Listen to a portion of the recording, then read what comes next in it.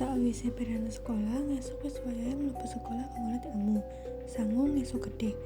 Ora kerasa, ati iki mulai ndredeg amarga ngesuk wis mlebu sekolah. Aku ketampa nang SMA kota sing tak pengini.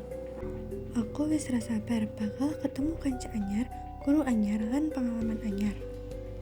Bapak akeh ngowahi wejangan ben sekolah sing tenanan, pinter lan banggaken wong tua. Ora lali, aku ya dikandani. Nek sekolah kudu iso jaga diri saka pergaulan sing ora becik. Ora kerasa, dina sing tak enteni teka. Dina Senin, aku diantarke bapak menyang sekolah gawe seragam anyar. Aku diantarke ngasih ngarep gerbang sekolahan terus pamitan. Nek wis jam bali sekolah, kabari ya nduk, engko tak petuk.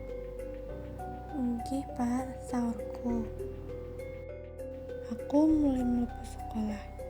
Ning lapangan wis akeh kanca baris. Dina iki ana kegiatan sing diarani MOS.